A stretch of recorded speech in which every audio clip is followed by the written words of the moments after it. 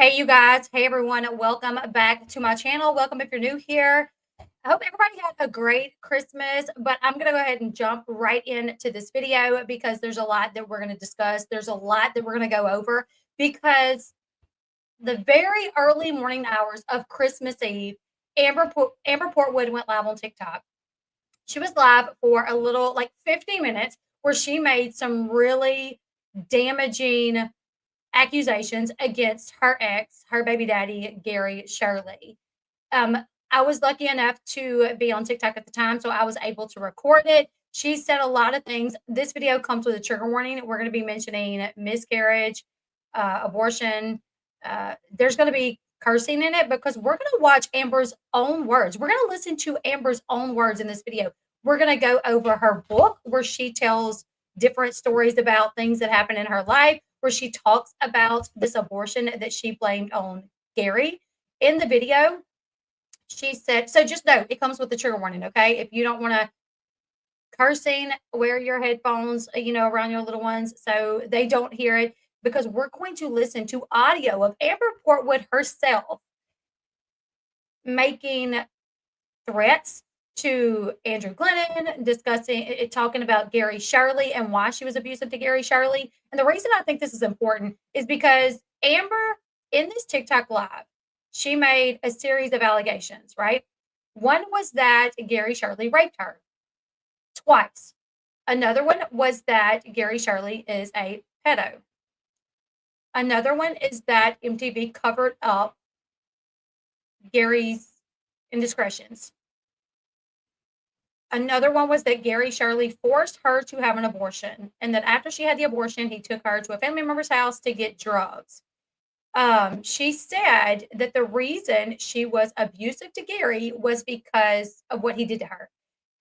During the live, she said, that's why I was abusive to him, because of what he did to me, because of how he hurt me. However, we know that she went on to be abusive to Andrew Glennon. Now, let me just say, this is not the first time that she's accused somebody of taking advantage of her body, right? So she actually said the same thing to Andrew Glennon in an audio that Andrew Glennon recorded in August. I think there was one in August 2018, and guess when else? Christmas Eve 2018. There's two audios that I have up on my channel right now that we're going to listen to. This isn't the first time that she's made these accusations against somebody using her body or taking advantage of her. And this is not the first time that she's ruined someone's Christmas, because Christmas Eve 2018, Andrew Glennon recorded her just going crazy on him. So we're gonna go in depth to this book. We're gonna listen to what she says in the TikTok live, and then we're gonna go over where she herself told different versions of events of the situation. Also, I do want to say, I am not one of those people that believe all women when they say somebody raped me. I actually had somebody in my comment section say, like, oh, we should believe her. She's literally known to lie. Amber Portwood, I don't know why I always call her Amber Shirley, but Amber Portwood recorded on TV for her daughter's 15th birthday party. Gary calls her and says, remember, we got the dinner today. You're coming? Yep, I'm coming. Do you need us to pick you up on the way to the dinner? No, I'm going to take an Uber. Are you sure? I'm sure. Are you going to be late? I'm not going to be late. Gary, literally, this is all filmed for Teen Mom. He calls her and says, remember about the dinner. Do we need to get you? No, I'll take an Uber. Don't be late. The show shows her getting into an Uber, and it says 45 minutes late or something like that. It shows it on the show. It puts it down at the bottom that she is late. And then it shows her walking into the restaurant, showing that she's like an hour late. And then when they tell her, well, you were the one late for the dinner. No, I was not. I was right on time. So she will literally lie, knowing that the people that she's talking to is aware that she's lying, but I guess hoping that the viewers did not know that she was lying.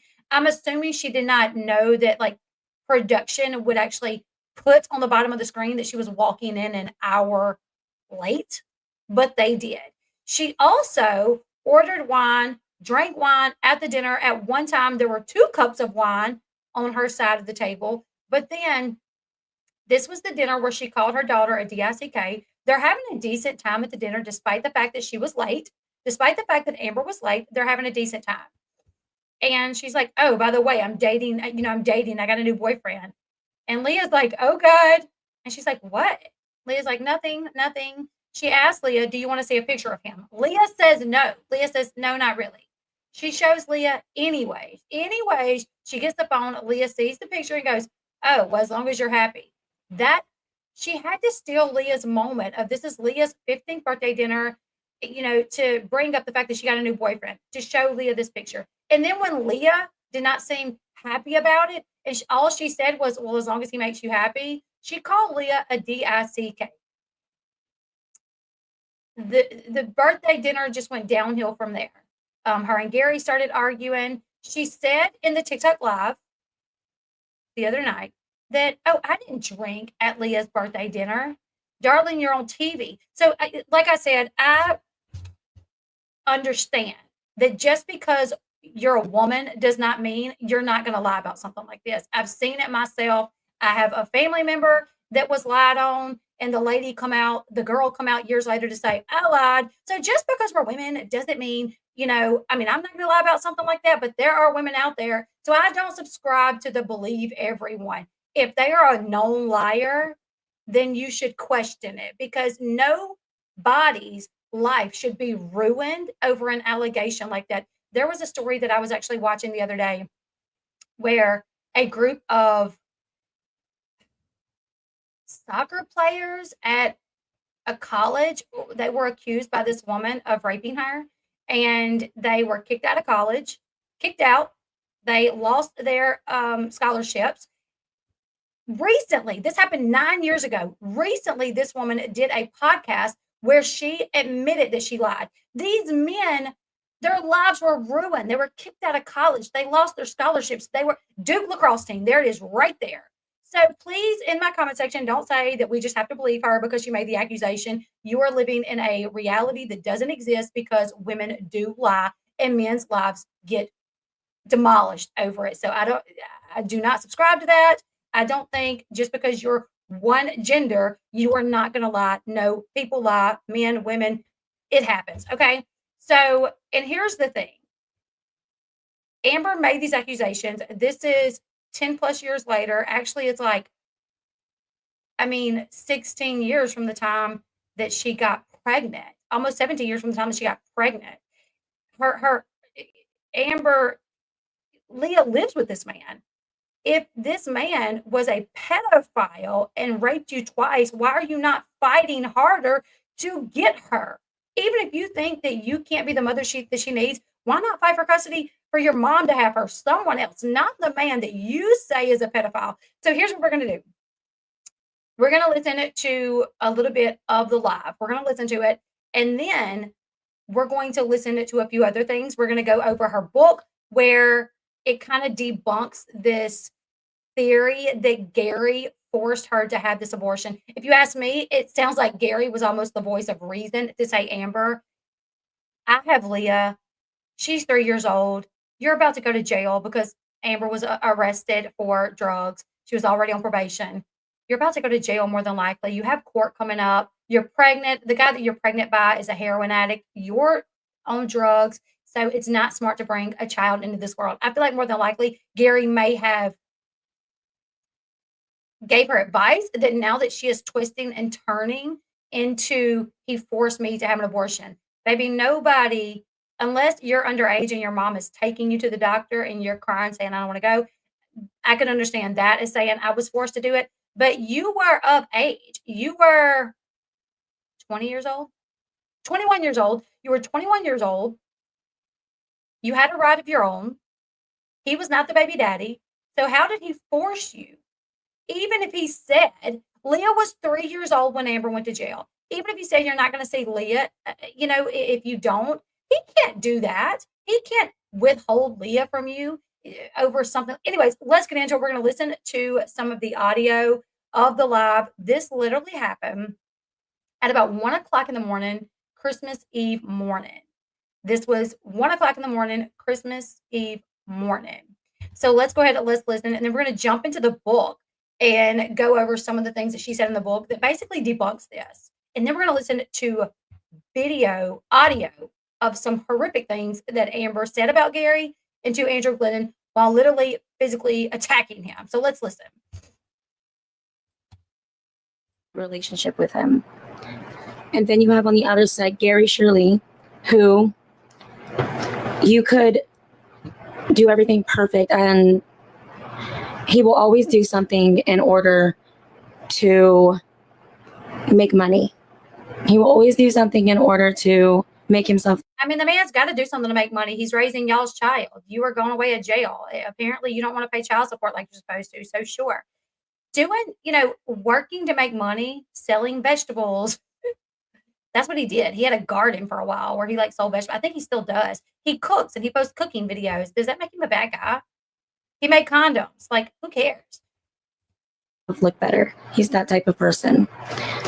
The one thing is that I can admit my faults, but that man could never. And there's things that are so hidden. And he's lucky. No, he's not better, sweetie. He's a fucking pedophile. Okay? Gary is a pedophile. Okay? And I don't care if I will be off of whatever from this. He's a pedophile. And he's also a rapist. Okay? So, Merry Christmas, the guys that have been following Gary who raped me.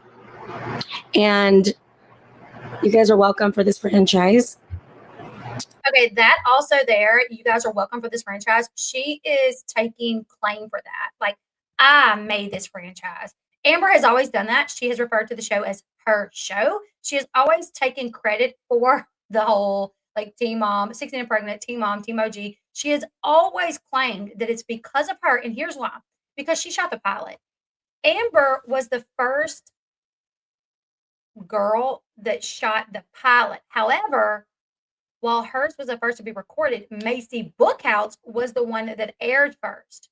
So Amber's, while she was the first one to film, hers didn't air first. It was Macy's. I don't even know. Amber's may have been second or third, but Macy's was first. And Macy's was the one that really drew everyone in. I mean, yes, Amber, yours drew people in as well because it was so chaotic and people could not believe it. But Macy's was the first one that drew people in.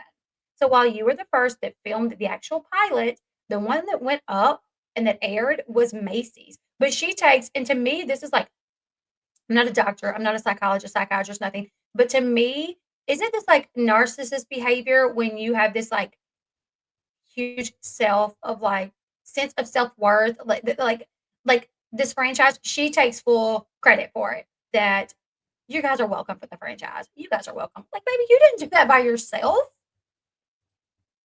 So this is my Christmas present to you, Gary. Thank you so much for raping me twice. Thank you for making me get that abortion and bringing me to get that abortion and telling me that I wouldn't be able to see my daughter at the age of 3 if I didn't get that abortion. So you brought me to the evaluation for the abortion. You brought me to get it. And then afterwards, you brought me to one of your family's homes for drugs. Okay, so I'm gonna do a quick little pause right here to go over some things. So Amber and Gary, they got together. We don't know the exact time that they got together because when Amber filmed for the show, she was 17, then 18. She had Leah when she was 18 and a half years old. So she turned 18 in May. She had Leah in November, right? Gary was 21. Just days later, he turned 22. So when the show aired, she actually said, because in the book, she actually said that she was actually 18. She said that before, I was actually 18. I wasn't 16. So she said they've been dating for 3 years. So that's 15. He would have been 18 and a half. She would have been 15 and a half. Here's the thing. I'm not going to say that it's wrong that he dated her. If she was 15 and he was 18, her 15 and a half, him 18 and a half, I'm not going to say that's not wrong. We've always covered Gary in the terms of what type of dad he was. Nobody's really covered him in the terms of him dating her at that age. However, I can say that that's a little young. I wouldn't let my 15-year-old daughter date an 18-year-old man. However, it doesn't make him like a rapist or a pedophile. That would be statutory. But in this book, we're going to go over some things that she said where she was head over heels over this guy, where she loved him, and that they were so excited that she was pregnant. So let's go ahead. Let's see. Let's continue.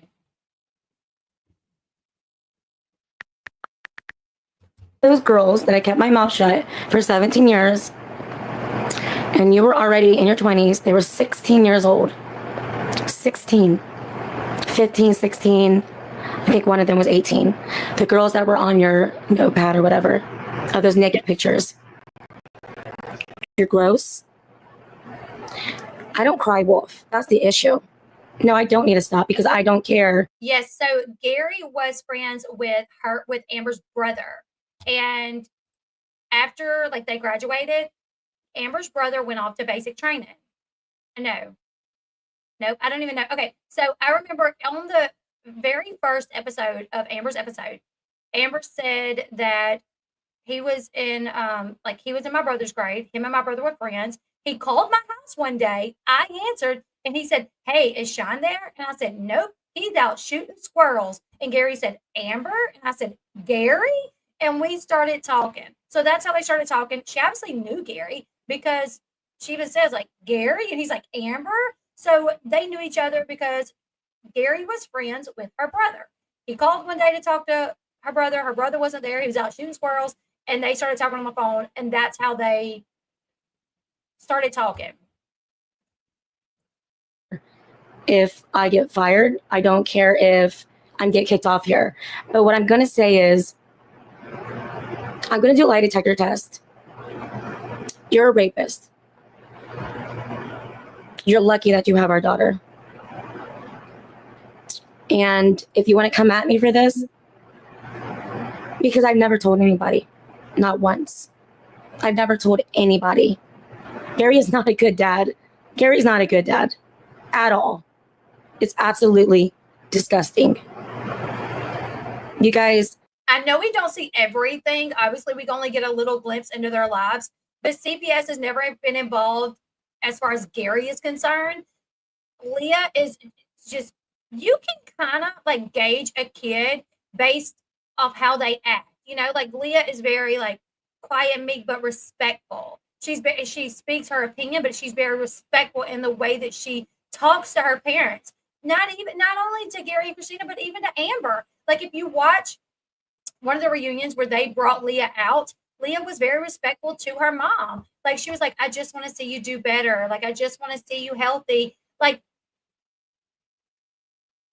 she is Gary may have dated her when she was a little too young, and that's, you can side eye that for sure. But to go on to say that he's a pedo and that he's a bad dad, I'm like, he's had your daughter for 16 years.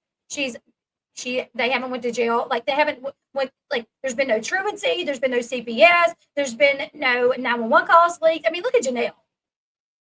There's been no runaways. Like, girl, you can't say he's not at minimum a decent dad because there hasn't been all these crazy things happening. I've kept my mouth shut for 17 years. I went through everything that I could to keep this at bay, even though other people knew about this, okay? And that's just true. Other people knew about this. I think earlier she said no one knew about this. That was pointed out several times. I caught that as well. Early in the video, she says, no one knew about this. I never told anybody. And now she says other people knew about it. Now, if you guys do the math, first of all, look how young I was when he met me and how old he was when he took my virginity. I'm not stopping. Don't tell me to stop. We really don't know when he took our virginity. We don't know that. I have come across nothing yet that tells the exact date of when he took her virginity. All we know was she got pregnant at 17. The age of consent is 16 in Indiana. So we really do, like, well, when did he take your virginity? Give me a date, and then I'll have a better gauge. Stop. Don't dare try to silence me when I'm talking about real stuff. And I don't care what happens after this anymore because I'm stuck with just bullying. Bullying. Yeah, my choice was to stay with him after because I got pregnant. But if you started dating him at 15, you did not get pregnant until 17. So why did you date him for 2 years and then get pregnant? If you go back and watch the show, she was 17 and pregnant. She's telling us that they got together, she was 15. So when did he take your virginity? When you were 17 and you stayed with him because you were pregnant? Or was it when you were 15? Things don't really add up, because if she's saying, I stayed with him because I was expecting, that means he raped you when you were 17. Was it a forceful rape? Are you claiming he forcefully raped you, but you stayed with him? That's what I did. That was my choice. You guys have to understand, there's a reason why he's pushed my daughter towards Christina so much. And it's just not lies, babe. I'm sorry, but it's not. Years, sweetie, years. I don't need to stay relevant. Like I said, they can kick me off the show. They can do whatever they want. But the facts are, I don't really think she's claiming statutory rape. I think she's trying to say like he forcefully raped her. That's what it's hard, because at some point she's like, just look at the age difference. So that makes me think she's trying to convince us that like, oh, I was too young. But then she says things like, well, I stayed with him because he got me pregnant. Well, you didn't get pregnant until 17. So I don't know what she's saying. I don't know if she knows what she's saying. Gary raped me. He raped me more than once. I went back with him for this fact that I was pregnant. We were not together when I found out I was pregnant. Christina wasn't there, honey. Christina wasn't there when he raped me. And I don't care. Like, I'm getting flagged now. I'm getting flagged. Really? It's fine with me. I'm done. Thank you, Heather. I'm done.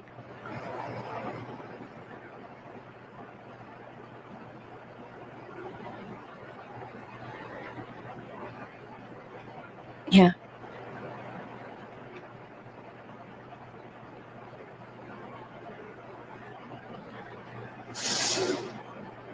I'm sorry to say, but I feel better.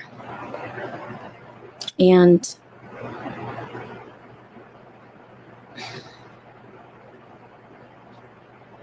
if I said anything that was the truth, I just said it.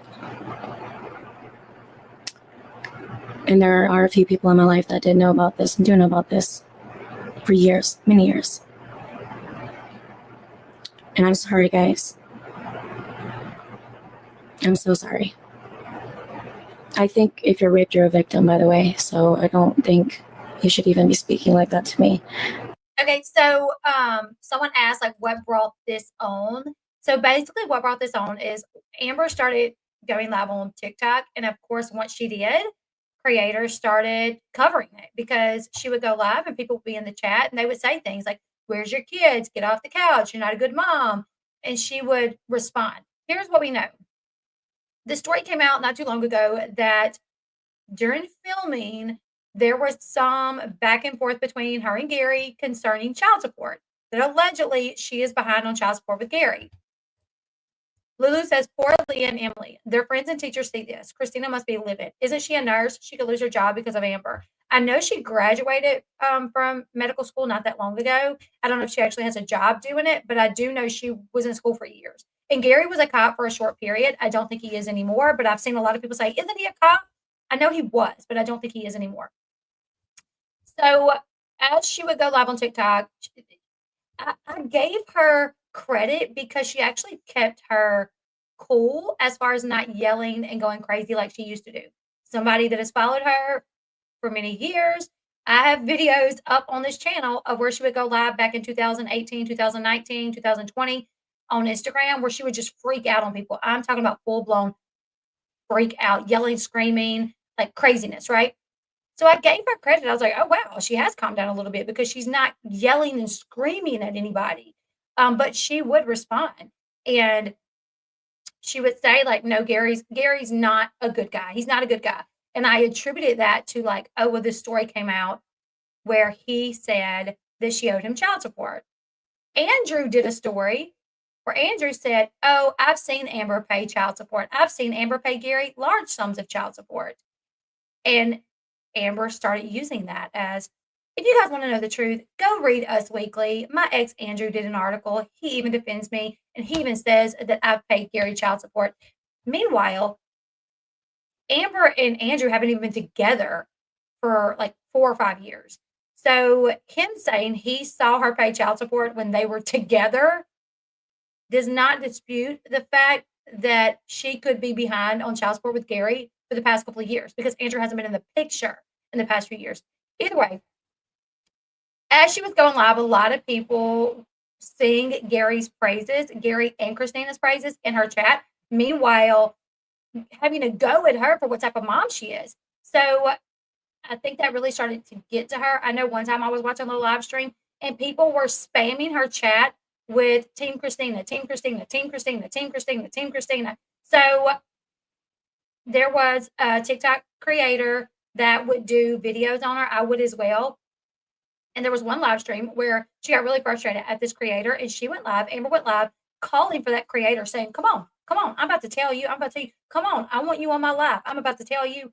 And when the creator didn't see it, so she just went off on this rant at this creator using mental illness as her shield. Like, don't attack me. Don't attack people with mental illness. Don't attack me. Like, how dare you? When this creator is not attacking Amber for having mental illness, she's sharing her opinion on Amber based off the type of mom Amber has been. Not anything to do with like, she's not saying like, oh, you got mental illness, you're crazy or nothing like that. She doesn't even bring up Amber's mental illness, but that was what Amber said throughout the whole live. Like, how dare you attack somebody with mental illness? So it really seems like Leah has put her foot down, not wanting to see Amber. Gary recently brought up the child support thing during filming, and she joins social media where people are calling her out for her behavior. But they are Team Gary and Christina so much. It seems like that really just made her snap this night.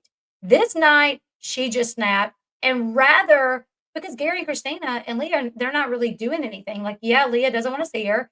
Yeah, there was a thing about the child support, but it really seems like she snapped due to like all the people calling her out for being a bad mom. Like that was like what really set her off. I mean, I was in the chat like, dude, you're mad at like the people on the internet. Like you're literally about to ruin any chance of a relationship you have with your daughter because of people on the internet. Like you're doing this because of what people on the internet is doing. Like that is crazy. You know what I'm saying?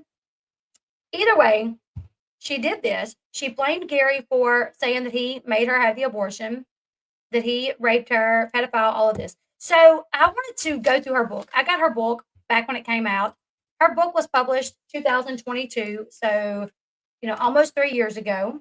It's called So You're Crazy Too. Now, in the very beginning of the book, the very first page of this book, it says, to all my beautiful souls out there, if you're not going to read this book from the first page to the last page, don't buy it. The only true story is the whole story. So she's basically saying, like, in this book will be the whole story, the true story, right? That's throughout this book. That's basically what she's saying, that this is like the whole story of my life. This is it right here. Get the book, read it, because this is it, right? There were a few interesting parts in this book that I highlighted. So in this book, the very first few pages, who am I? I'm bipolar. I've been diagnosed specifically with bipolar 2 disorder. I also suffer from borderline personality disorder. She's been diagnosed with severe anxiety. She's been diagnosed with post-traumatic stress disorder. So in the first few pages of this book, she lays out all of her mental illness. What did she say about being raped in this book? Nothing. There was no mention of being raped in this book. She actually at times like sings Gary's praises at times, but then also times she, in the moment of reliving what happened back then, she'll call him out for something.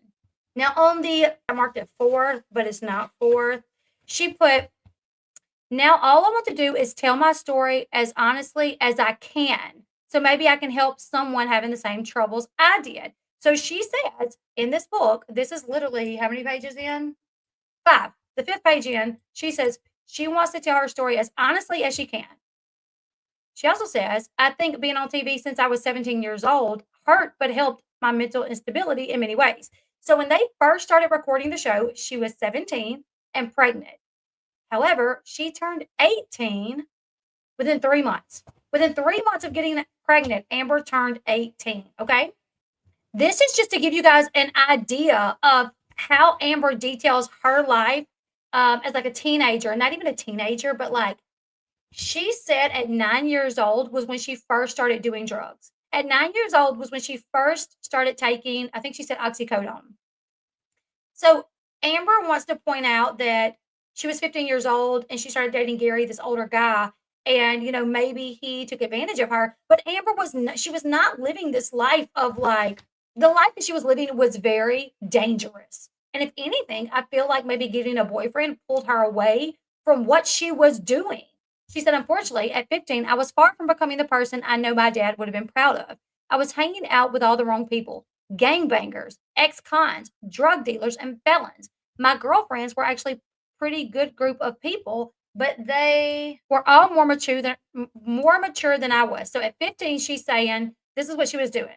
Hanging out with gangbangers, ex-convicts, felons. All her girlfriends were more mature than she was. They seemed to gravitate to the older, rough types. All their boyfriends thought I was funny. I was the little chubby white girl who dressed like a skater and knew all the words to rap songs. I was easy to have around because I would never snitch, and I wasn't judgmental or prudish. I might not be advanced in terms of dealing with sex. So at 15 years old, in this book, she's saying she didn't know anything about sex, which leads me to believe, like, did she have sex with Gary at 15? Was it 16? She got pregnant at 17. So we really don't know. But I sure knew how to throw down and party if the occasion suited. A particularly bad group of guys in a gang had taken a liking to me, and they used me as a lookout when they would rob the houses of people from whom they knew bought drugs, from whom they had bought drugs. I would hide behind a bush and casually walk by a fancy house and let them know when the owner was pulling up or when their drug contact was home. One time, they made me come inside a house they were going to rob. I guess they wanted to make sure I wouldn't run and call the police. But they had nothing to worry about. One thing I learned growing up in Anderson, Indiana is that nobody likes a snitch. That day, the gangbangers busted into the guy's house and put a gun to his head. Imagine, 15 years old, this is what she's doing. They wanted to know where he kept his stash. This guy wouldn't tell them at first, but then they hit him in the face with a gun and his cheek swelled up like a golf ball. And he told them where his pills were hidden. The whole scene was fascinating to me. It was nothing like the robberies you see in the movies. Nobody was screaming or yelling. There was no splatter of blood or hysterical pleas for mercy. Everyone was speaking quietly and calmly. There were no negotiation necessary. The man knew he was dead if he didn't give up the drugs. And the gangbangers were as focused on the task at hand as businessmen making $1 million business deal. And there I was in my hoodie and skater shoes, watching a man within inches of losing his life. Back in those days, I'm sure from the outside looking in, I looked just like another troublemaker. I was surely a teen who argued with their parents. I hung out with the wrong crowd, getting into the wrong things. I was popping pills and skipping school, and I had no regard for rules or authority figures. It all seemed pretty standard for a kid growing up in poverty with parents who were never around. I don't know. I feel like maybe, whenever she did start dating Gary, that brought it may have kept her out of this life that she was living. If this is true and she linked up with Gary at 15 years old, then maybe that saved her from ending up in a ditch somewhere. I don't know. Except I wasn't your average kid. I was always highly intelligent. I like to sing and listen to music. I love to make people laugh, and I saw things in a different way than most people I knew.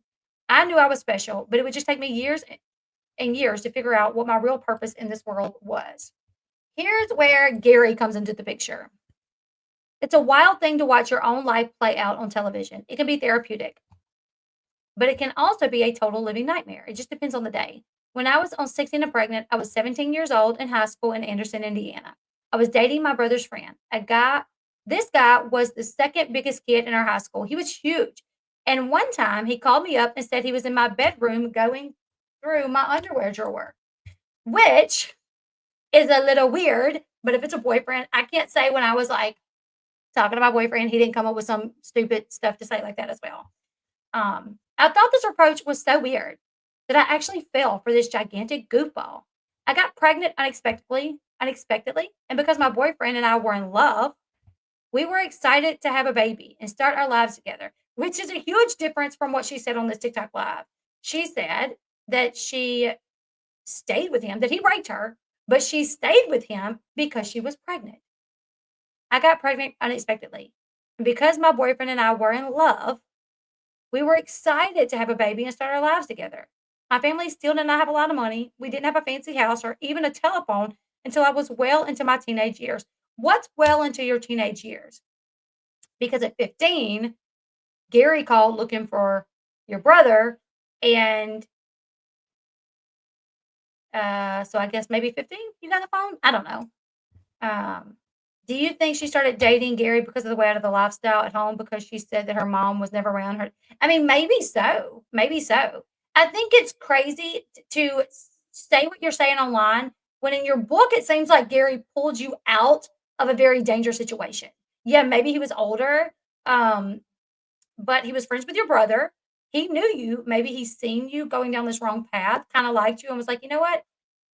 I want to date her. And maybe a lot of people have this savior complex. Like I know a lot of people, they'll date guys or girls that are going down the wrong path because they want to save them.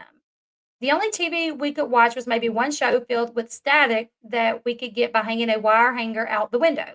There were many days as a child that my family wasn't sure how food was going to get on our table. So when my brother applied to be on the MTV show Underage and Engaged, and told MTV he had a pregnant teenage sister, they asked me to send them a video audition for a new show they were developing. I jumped at the chance. Honestly, I needed the money. Never once did I think that this tape I submitted would lead to a 12-year television career. Not my craziest of dreams did I think that sassy little video I sent to MTV that featured my cat lying on my thigh would lead to this life I have now. I actually never wanted to be famous, and I still don't want that, but this is how I make a living. It's a tremendously difficult thing to watch your own life unfold, your best and worst moments, and to grow up, watched, and inevitably judged by millions of other people. There were not a lot of shows on TV like 16 and Pregnant at the time. In 2009, when the show began, it was not called a reality show, it was a docu-series. And the producers were dedicated to showing in a realistic way as possible the lives of a few teenagers about to give birth. There was very little intervention from MTV at the time. We were just followed around with cameras and encouraged to live our lives as if the cameras were not there. Years later, the show would turn from a docuseries to reality TV. When the show started, it was a true phenomenon. I was famous overnight, especially in the small town of Anderson, Indiana. Nobody on TV had ever come out of Anderson.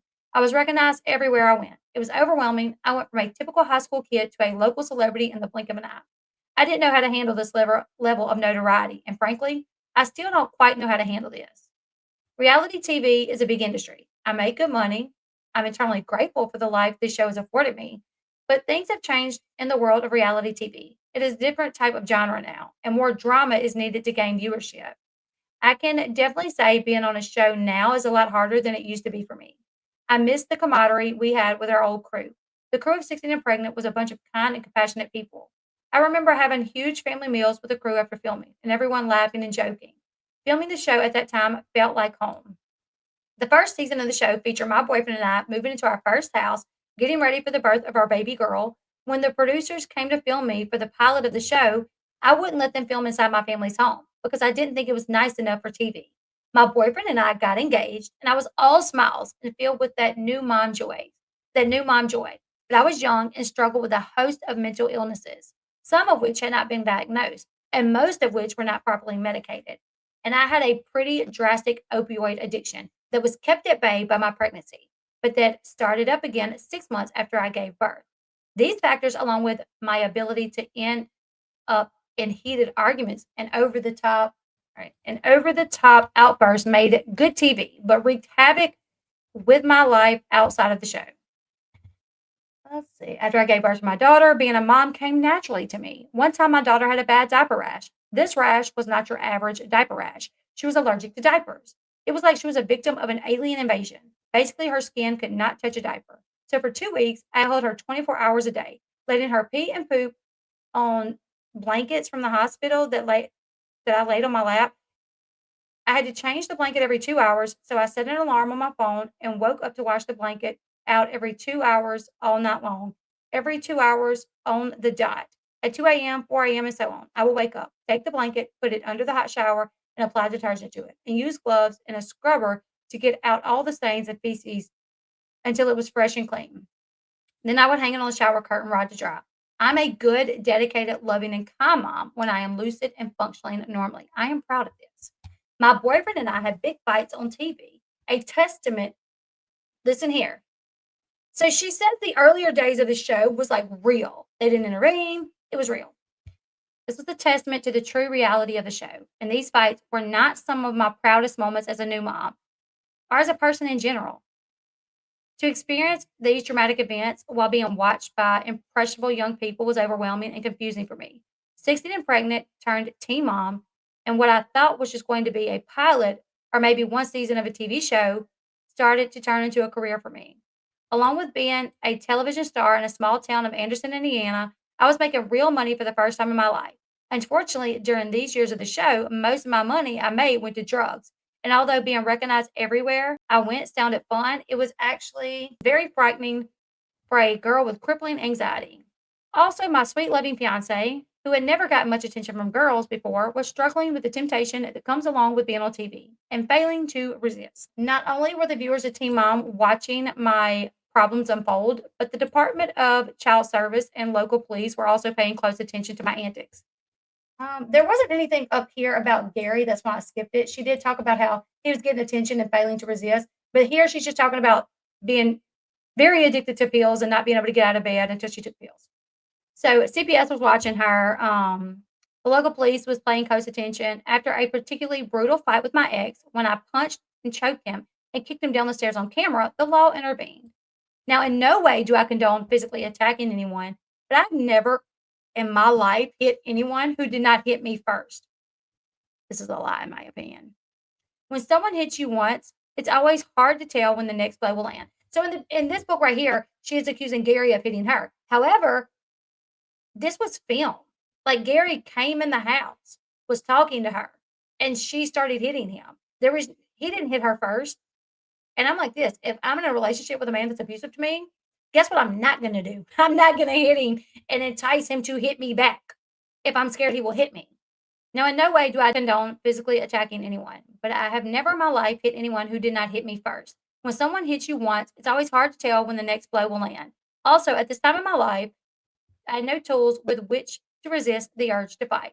When I was threatened or attacked or pushed my limits, I fought and I fought hard. On TV, it might have looked like I unleashed fury on my ex out of nowhere and that I needed to be locked up in jail. The truth is, he had hooked up with another girl, and I was so mad, I don't even remember attacking him. So even further on, she doesn't say the truth is he hit me. She said the truth is he cheated on me or he hooked up with another girl. So honestly, in this book, one thing that I've realized is the story changes from like one page to the next if it's the same topic. Says she should have been in jail where she belonged. However, although I had a long way to go in terms of healing the wounds I had suffered as a child and gaining the tools necessary to fight my own demons instead of other people, I maintain firmly that at that point in my life, I lashed out because I had been hurt by the person I was hitting. It was a delayed self defense, not the correct way to behave, but not exactly the story shown on TV either. It never really was. Meanwhile, she says multiple times that the early days of Teen Mom was there was no intervention. They filmed what they saw. However, she says she makes accusations that he hit her first, and then she tells us because he cheated. When my ex and I had broken up for a while because the fighting was so bad, I was hanging out. This is 2011. Leah is 3. Amber has been arrested for drugs. Well, actually, the probation officer showed up at her house, and she had drugs in her dresser drawer. So she was looking at possibly going to jail. Her and Gary were split up. Gary had custody of Leah. So she said, I was hanging out with a heroin addict and I accidentally got pregnant. It was not an ideal situation. Of course, I was not equipped to handle another child, but not being able to handle something and having to terminate a life or world apart from me. I finally had an abortion. However, it was devastating to me. Again, I don't know why I made the decision I did during this time in my life. I was on drugs and I didn't know what I was doing half the time. I had nightmares about abandoning my unborn child. I cried uncontrollably for weeks afterwards. I didn't sleep and I lost a lot of weight. Just recently, I heard that heroin addict passed away. I've always felt surrounded by death, and this news made me cry even though I had not seen or talked to him in years. I knew he was an addict and not long for this earth, but we conceived a child together, so I always felt a connection with him. Back then, things between my on and off again boyfriend started to get worse. Okay, so she got pregnant by a heroin addict. So when she talks about this abortion that Gary forced her to have, in my opinion, it feels like Gary's got custody of Leah. Amber is on the verge of going to jail. She's pregnant by a heroin addict, and she is really bad addict as well. So could it be that Gary just said, Amber, what are you going to do? He can't raise a child. He's really bad off on drugs. I'm not taking in your child by another man. I have Leah. Could it be that he was just asking her, what are you going to do? How are you going to raise another child? Could it be that he said, I don't know, Leah. I don't know, Amber. Maybe the best bet is to have an abortion. And he took her to be there for moral support. He was like, just like when she went to court and turned herself in to go to prison, he went with her. She asked him, will you go with me? And he said, yeah, sure, I'll go. I'll be there for moral support. To think that that's probably more than likely the case, that Gary was there for moral support, and then she turns it into, oh, well, he forced me to have an abortion. That is twisted. That's what her mind switches it to. That this man who has been there for her so many times when a lot of people would have just given up on her, that went with her to court that day where she turned himself in to be there for moral support. She turns him doing something out of the goodness of his heart to be there for her into, oh, well, he took me and forced me to do it. Back then, things between my off and on again boyfriend started to get worse. After the televised incident during which I kicked my ex down a flight of stairs, I was arrested for the first but not the last time in my life. The biggest issue the law had with me, and rightfully so, was that my 1-year-old daughter witnessed this physical altercation. She's jumping back in time here because when she had this abortion, Leah was 3. And that's one thing that I noticed in her book that I didn't like about her book, because I actually read her book on this channel back when it came out, is that it jumps all over the place. So this actually happened before she got pregnant, before she got pregnant. I was charged with felony domestic violence, put behind bars for 2 days, and ultimately placed on probation. So that's what happened. She was arrested for the DV, put on probation, and then while she was on probation, her probation officer came over and they found drugs in her house, and that's why she was looking at going to jail when she came up pregnant by the heroin addict. This whole time in my life is a blur to me. We're going to skip a few pages where she talks about Gary and Christina getting married, right? This is while she's in jail. Amber's in jail. She says, after a while, my ex and his girlfriend got married. This girl and I had some things in common, actually. She had some of my good traits, like being able to put up with my ex and being great with my daughter. However, this meant my dreams of being a family with him and my daughter were over. He raped her twice. She said the only reason she stayed with him was because she was pregnant. However, she split up. She's in jail. He's moving on, but she still had dreams of being with him. I was especially surprised by this because my ex had spent some of my money while I was in jail, and he had constantly reassured me when I was in there that we would get out and we would all be together. That when I got out, we would all be together. This was new information coupled with very common anxiety that exists for anyone leaving the confines of prison sent my neurosis out of control. I wanted revenge against my ex for lying to me the whole time I was in prison. As it happened, my ex's best friend had been the only one to send me pictures of my daughter in jail. And eventually he had started sending pictures of himself, shirtless and working out. So naturally, I slept with him the second I got out of jail, killing 2 birds with one stone. I hadn't had sex in a long time. I also wanted to get my ex back for all of his lies. I didn't have very many weapons at my disposal those days, but I have always known how to use my body to get what I want. This was a satisfying way to let my ex know how hurt I really was. He put a pin in that. She slept with Gary's friend as a way to get back at Gary. She said she knew how to use her body as a way to get something that she wants. Now we're going to skip a few pages. In prison, if you got together with a girl, they called you gay for a day. I've heard it was gay for the stay, but whatever. I was kind of proud not to just be gay for a day. I had a real relationship with a woman outside of jail. In jail, I had various women doing things for me, like my laundry and making me food, because they were romantically interested in me. I didn't fall in love in jail. However, I really only have sex when I am filled with some sort of love for a person. So this was interesting because she said, I only have sex. I really only have sex when I am filled with some sort of love for a person, which you had sex with Gary, were with Gary, got engaged to Gary 3 times. So were you not filled with some sort of love for him?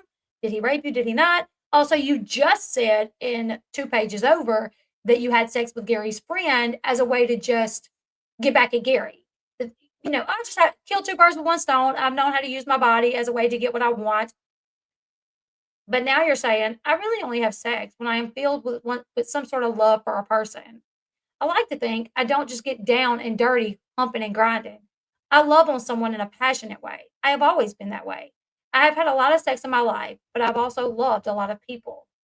I've had multiple ex-boyfriends contact me after we've broken up and try to solicit sex from me, or at least talk about the sex that we had as if it was some kind of life-changing experience for them. I think that was because, just like most things in my life, I give my whole self to sex with someone, and I do it in a loving way. I think giving your body to someone is the ultimate sacrifice you can make for them.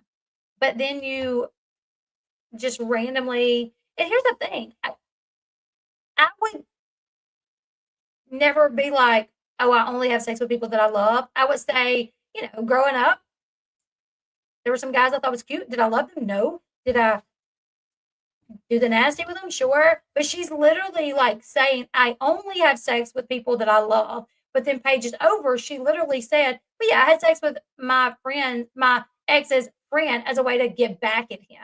You know what I'm saying? So those things like don't make sense together.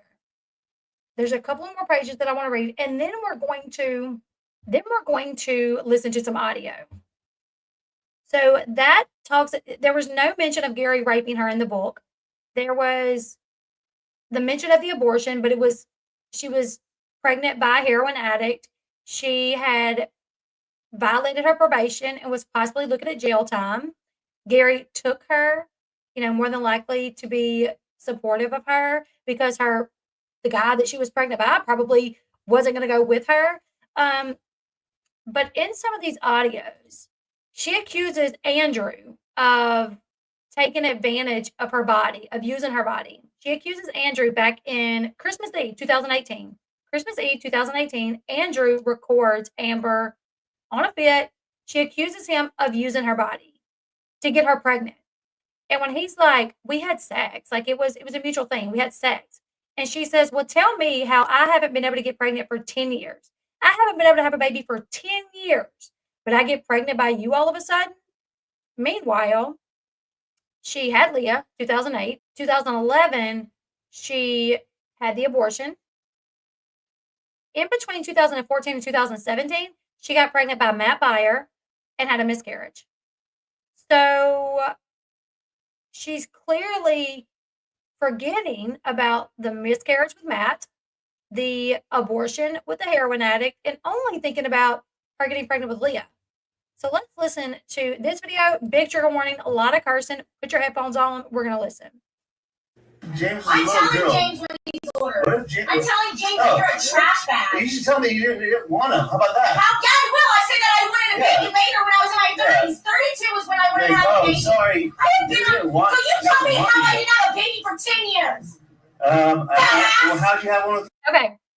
So she had Leah 2008. 2011, she had the miscarriage. That's not 10 years. She got with Matt Byer 2014. 2017, they went to film Marriage Boot Camp to save their relationship. Amber got pregnant by Matt Byer at some point. We don't know the exact year. She didn't say it in the book. But she miscarried. They were in Vegas. She miscarried.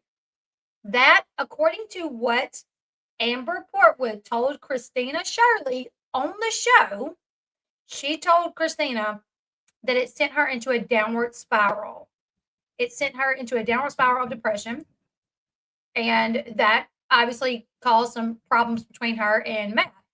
So her and Matt went to marriage boot camp. While on marriage boot camp, Amber got in Matt's face and threatened to get physical with him. He left.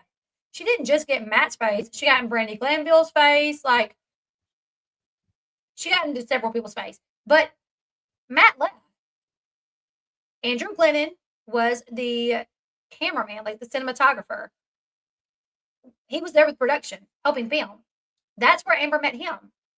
After Matt leaves, Amber sneaks Andrew Glennon into her room.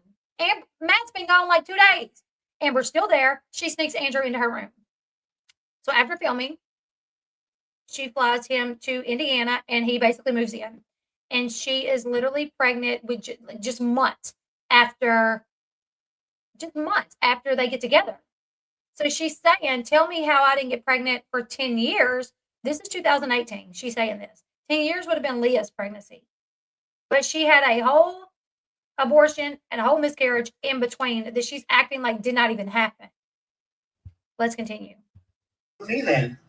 How'd you help me? Tell me how! I had a motherfucking baby. Tell me how. Stop!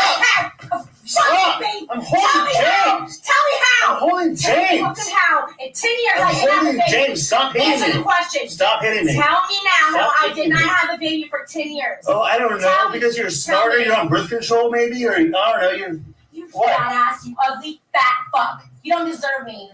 I'm gonna get my money back. Nobody in fucking deserves shame. this. You're disgusting fat ass. I can't wait to I'm gonna blow you out the long term. You will never have a career in this industry, but I will make hundreds of thousands of fucking dollars. Why are you so abusive? Because you're a disgusting, No, I'm abusive not. man who used my body.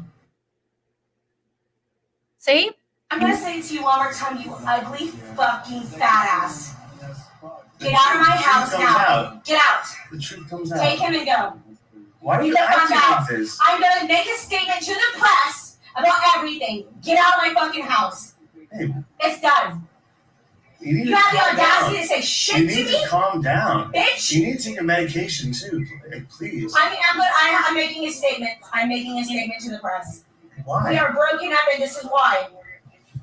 Because I got you pregnant? That's gonna fly.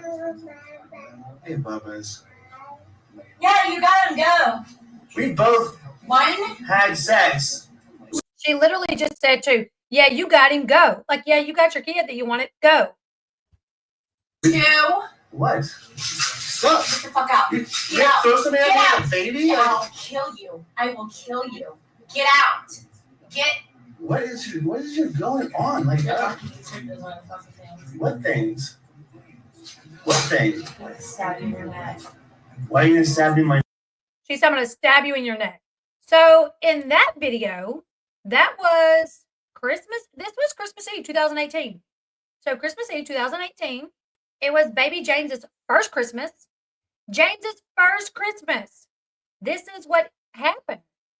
And I do agree, Mary. I do agree that, like, I've listened to audio where you can tell, like, Andrew's pushing her buttons and he's, like, very down, like, why are you doing that? Like, I don't know if that's how he really acted if he wasn't recording. However, she did and said all that. Like, no matter what. Could you imagine if, like, he wouldn't have been being so nice and, like, what do you do? If he would have been like, no, F you, like he probably really did. If, like, when he wasn't recording, what was it? If he was, how was James? James wasn't even one. It was his first Christmas. This was James's first Christmas. Narcissistic people always destroy holidays. So after Amber went live that night, somebody sent me this little article thing where it talked about how narcissists always ruin holidays. And I was like, wow, that's interesting. Now we have another one that we're going to listen to is August 2018. So this was a few months before this.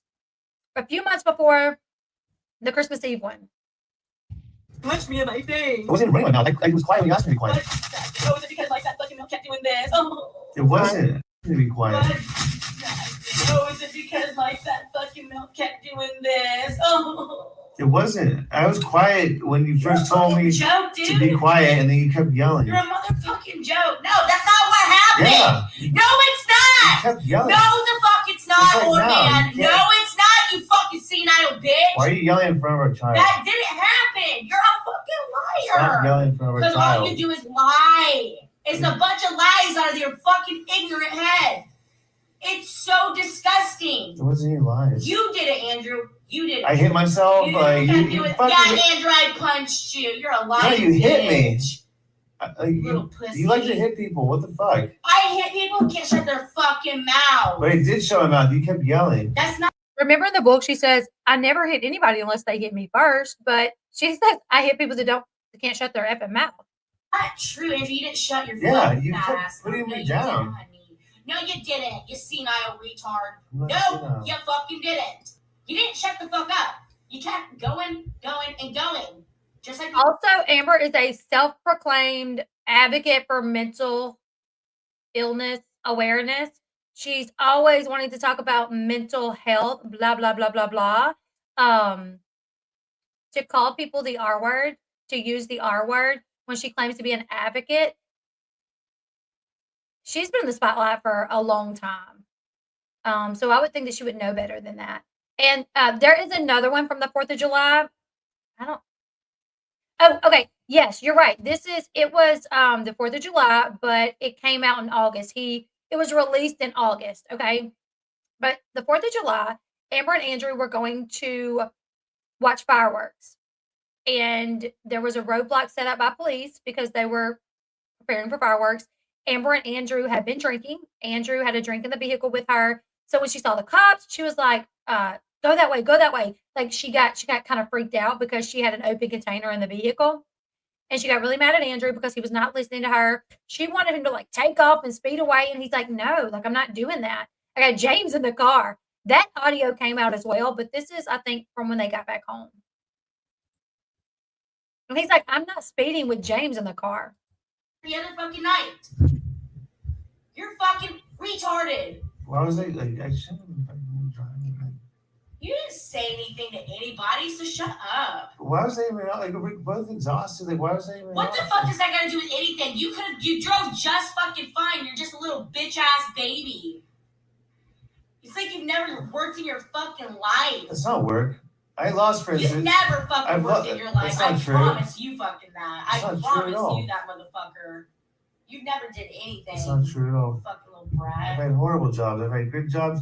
I've had fucking. I wonder why your fucking jobs. other relationships didn't work out because your fat fucking mouth. You're a disrespectful fucking punk. I know why you're. I didn't want to do. You fucking try to ruin people's goddamn lives. You're not worth it. I didn't want to do unsafe shit when James was in the car. Like. You deserve exactly what you got. In fact, you deserve way more than that, honey. I don't want to rush. You speak to me in an ignorant, fucking, like, ridiculous tone. The first drive. Stop speaking for 2 fucking seconds. Well, you don't let me speak, though. Nobody cares what's coming out of your fucking mouth. You're lying, you retard. You can't just keep saying the same shit. It doesn't make it true. Like, why? You kept going. You kept going. You love to blame. Because you did. You love to blame. It's easy. You did it, retard. Yeah, you did you it. put people down. You kept fucking going. You're yelling in front of a. Speaking. You're yelling in front of You a child. kept doing it. You're yelling. You were doing it earlier when I asked you stop screaming in an elementary parking lot. Please stop screaming in an elementary parking lot. My face was bleeding. Get your fat ass out of my house. My face was bleeding. Easy. Get up. Go. I'll fucking pay for your fucking broke ass to get back home. Get the fuck out. Stop. No. I'll fucking kill you, dude. I swear to fucking God. I swear to God. What? No. I'm sure nothing to do with that. And I'll say that's what you did. No, you just hit me. You deserved it and then some. No, I didn't. Yeah, you did. You fat I didn't fucking deserve mouth. that. Watch your motherfucking mouth when you're speaking to I me. didn't deserve that. You did. In my head, you did. Why? Because you're a piece of shit. Well, that's so easy for you to say. It really fucking is. You ruined my life. No, I didn't. You punched me in your daughter's elementary. You Punched me in your daughter's elementary school. Listen, cocksucker, I fucking punch Oh, what do you call it? A backhand? Yeah, I call it this. I call it that. Yeah. You hit me while driving. Yeah, I did. Next time, shut your fucking mouth. That's what you do to people driving. 100% plus more. So much more to come, honey, if you want to fucking test me. You can get sad all you want, Andrew. You can't speak to me like you're that. a fucking lie. Your punk ass cannot You're a speak to me lie. like that. You're a lie. Bye. You're a lie with the relationship. Bye. You're a lie. Bye. Why are you here? Go.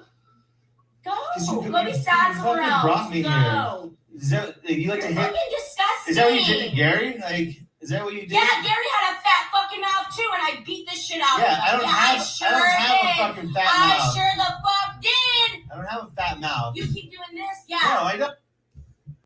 Okay, so Gary had a fat effing mouth too. So yeah, that's why I hit him. So that was the 4th of July audio. That's not all of it. There's more. But yeah, to me, she says for 10 years she didn't get pregnant. Another part of the book where she talks about the miscarriage that she had in Vegas. One time we were in Vegas filming my show, when I realized I was having a miscarriage. I didn't even know I was pregnant. I was distraught. I don't do well with death, even the kind that I never knew existed in the first place. My fiance was drunk and belligerent, and I found out he was sending pictures of our fancy hotel to his ex-girlfriend.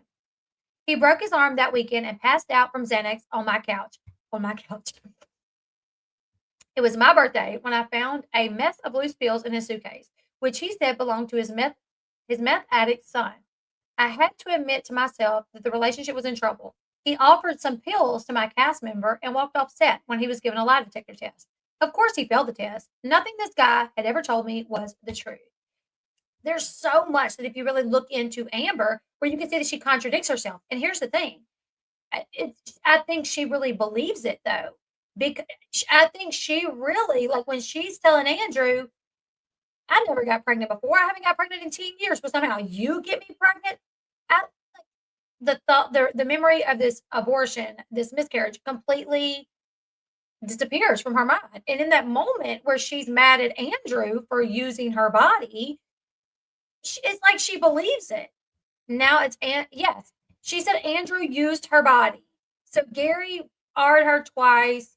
Andrew used her, and she said when in that video, that audio, that she was going to put a statement out to the press for what he did. And he said, "What, you're going to tell the press that I got you pregnant?"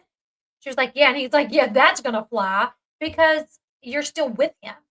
You know, you're still dating him. He's living in the house with you and you're pregnant and y'all happily announced the pregnancy. This was not a thing where he came and you sent him packing and then you said, I'm pregnant and it's, I met this guy and he came to my house and he raped me and I made him leave because I wasn't wanting to have sex with him and he forced me to have sex with him." And I know not all rapes go that way. I know that. But if you fly a man or a man flies from California to Indiana and you guys are filming and you're happy and you're going, she took him to Hawaii.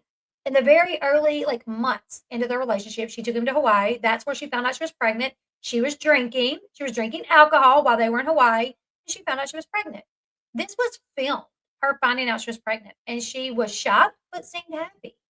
She is like the perpetual victim in every situation. If she gets mad at somebody, every thing that's ever happened to where maybe they were there for her, she can flip it some way to where they were there to hurt her or something.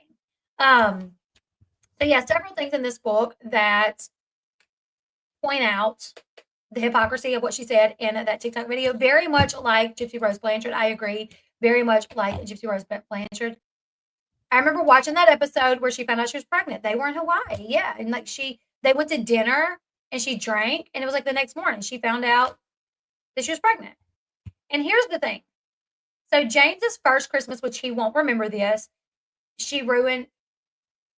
Andrew will remember. Andrew will remember my son's first Christmas was ruined by his mom flipping out.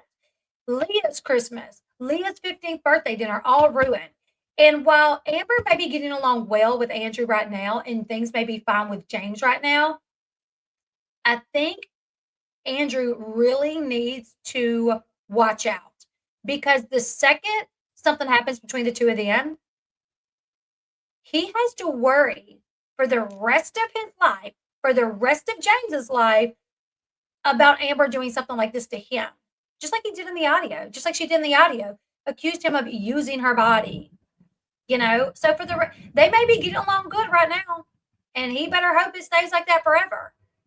Because the second she gets mad at him for something, she may make these wild accusations against him. Atlanta says, I think Amber needs to go to a mental health hospital, like an asylum. I can't stand Amber. You see, I'm like, there's this part of me, and I'm probably going to have some people not agree with me, but I kind of feel the same because she struggles with a lot of mental health issues, and she has this.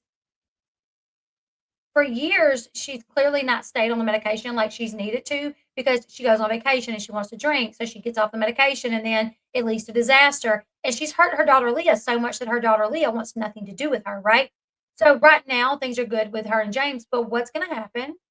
They're always going to have to worry about this. Leah will have to worry, when's the next live stream going to come out where my mom goes live and says something crazy and it embarrasses me or it hurts my feelings. James will have to worry about that as he gets older. So a part of me is like, but yeah, unfortunately, I don't even know. In Louisiana, I don't even think they have any facilities that will house you like indefinitely. Gary 2.0 literally ran away. And that's the thing is she was like, we were fine. Me and Gary 2.0 were fine. We had a very loving relationship. He proposed to me. But then Gary came out and spoke to Teen Mom fans and said, I experienced one of her manic episodes and it was not good. And the day that I ran away, she literally told me to get the F out and she wouldn't give me my things. But the way that Amber told the story was very different. It was like we had an emotional conversation. I thought he was just going to go right around to cool off. I didn't know. You told him to leave. You broke up with him. You broke up with him, told him to leave. He didn't even get his wallet. He didn't take any of his things because you would not give. Gary 2.0 told Teen Mom fans that Amber would not give him his things. That the reason he had to leave without his phone, without everything, was because Amber would not hand it over to him. And he was so done at that point. He's like, fine, I'll leave without my phone, without my this, without my that, without everything. Okay. As someone with BPD, sometimes in a split, I believe my lies too, but Amber uses that as an excuse. See, I kind of wondered, is that normal for someone with one of the diagnoses that she has, that they believe their own lies? And here's the thing, if that is the case, Amber has all the doctors at her disposal. Shouldn't she know this? Shouldn't she know, like, in the book, she talks about being difficult to deal with, knowing that she lashes out. So why not in the middle of a lash out? Why not? I don't know. I guess I can only think the way like maybe a mind that doesn't struggle with these illnesses thinks. So I'm like, well, in the middle of a freak out, why not think? I'm freaking out. It may not be warranted. So let me get away from everybody and don't let me do anything irrational right now. Because I have a tendency, due to my disorders, to freak out and do things I shouldn't do, say things I shouldn't say. So let me not do that this time. Transgenerational trauma, anger, frustration, irritability, insecurity, poor self-esteem, anxiety disorder, depression, difficulty trusting others, fear of injury, death. Gary should stop her, but his behind is always pushing her towards Amber, so I don't know what he'll do here. Well, that's the thing is he stopped.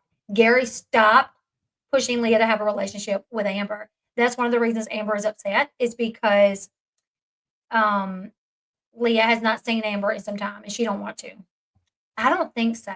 I don't think this is a plot for MTV because she called MTV out as well. I mean, to go on TikTok and accuse someone of raping you, calling them a pedophile, saying they forced you to have an abortion, and saying that MTV knew about this and hid it, that could get them in some trouble. So I don't think this is like some. I feel like reality TV stars, they do things for ratings, but not things like this. Like they might start dating their coworker, or they might pretend to be in a same-sex relationship. I don't think they're going to go live on TikTok and say that their child's dad is an R word. No, I don't think at all. Creaky says, Gary isn't a good dad, but he's an incredible dad and also plays the mom role too. She won't even see an adult doctor because he would call her out on her BS. Instead, she sees a doctor for children who plays her childish games. He's found her harm not helping. Yeah, I agree. I've always wondered, like, why is she seeing a pediatric doctor? If she did not put the blame on MTV, I would maybe, I mean, I still wouldn't really question that they would do this for ratings, because that's, while MTV will, they will have you do things for ratings, I don't think MTV would go so far as to have any of their cast members do something that could get them in hot water, a lawsuit. That's just my opinion. I'd like to officially offer my services to Leah and Gary. Y'all, there's a therapist. Y'all, that's a therapist's dream job. Endless money. I know that's right. MTV has not given a statement that I've seen. I haven't seen that Gary has said anything. I haven't seen that MTV has said anything. So I went back because when she said that about the abortion, I was like, I have her book, and I want to say she brings up the abortion in her book. So I literally all morning I searched for my book. Also, one of my mods was like, Elle, you covered this before, and sent me the video that I had done on it. I was like, oh yeah, that's right. So in the description box, there is a list of videos. There is like 2 videos that I did where Andrew used the audio where she threatened to kill him as a way to get custody of James. Okay, so the August 2018, it's actually the 4th of July audio. The Christmas Eve 2018 audio is linked. Andrew Glennon uses 2-year-old audio in custody case, hoping to keep Amber from getting custody. Amber Portwood new book reveals secret pregnancies and abortions. Aborted baby, father passed away. So those videos are all linked in the description box if you guys want to go check those out. And in all seriousness, BPD and bipolar personalities take their medicine until they feel better, then thinking they're well, usually tend to stop the meds. I did know that. Like, we have like a family member that's schizophrenic, and same thing. He would take his meds, then think that he was better, and then stop. So, but you guys let me your thoughts in the comment section below. I've been waiting around to see if Gary was going to make a comment, if MTV was going to make a comment, but so far nothing. The show is set to premiere on January 20th, the new season of Teen Mom. Has Gary always had custody of Leah since she went to prison? Why she never filed for more custody of her if this was the case all those years? Right. So when Amber was arrested for the DV charges, CPS, they stepped in, and Gary ended up with full custody of Leah. When Amber got out of prison in 2013, they kept it the way that it was. In 2015, Amber went to court to get some custody of Leah, and they agreed on joint custody. So 2015, she got 50% custody, with Gary still having 50% custody, Gary being the domicile parent, and her continuing to live with Gary. I don't know if anything has ever changed at that point. One thing we do know is, while legally it may be the same, Leah has not spent the night with Amber in a long time. That's the one that I'm not sure about, Daylight. I'm not sure, because at times it seems like she's accusing him of statutory, but then there's times where it sounds like she's accusing him of force. So I don't know. Then Amber would go months without seeing her. Yep. You guys leave me your thoughts in the comment section below. This video is almost an hour and a half, but I had to get on here and just point everything out, go back over these audios with y'all to just kind of remind y'all, the things that she said to Andrew about not getting pregnant for 10 years. MTV gives an allowance of $2,500 a week for alcohol for the reality challenge TV shows players. MTV isn't worried about lawsuits or anything else. Does Leah have to have Amber's permission to have Christina? Yes, she does. Amber has to sign off on it. But we'll continue to keep up with the situation. Yes, I don't think she stayed with Amber since Matt. I don't either. We'll continue to keep up with this. If anything else happens, I'll hop on here and let you guys know. But yeah, she hasn't went live on TikTok since. If she does, I'm going to be there. Gary has not come out with a statement. He hasn't. But one thing is, she literally said this on Christmas Eve. She made this allegation. So I'm like, really? You're going to do this on Christmas Eve? Like, if it is true, why not? Why do it publicly on Christmas Eve? I don't know. But yeah, you guys subscribe to the channel if you haven't yet. Give this video a thumbs up. She might after this video. I know, right? She might be mad at me. Make sure you hit the thumbs up button. That is huge for this channel to make sure you hit the thumbs up button. If you're not subscribed, please subscribe to the channel because we will continue to keep up with the situation. Why would you need a lie detector mask up at red flag there? I thank God that Christina came along. She's such a good mom. That's the thing is Amber should be so happy for Christina and for Gary. Because if Gary was a bad parent like Amber was, then who would Leah have? Gary's lawyer probably told him not to make a statement. Maybe so. If he does, I'll let you guys know. We'll continue to keep up with this. So like, share, subscribe, and I'll see you guys in the next one. Bye, guys.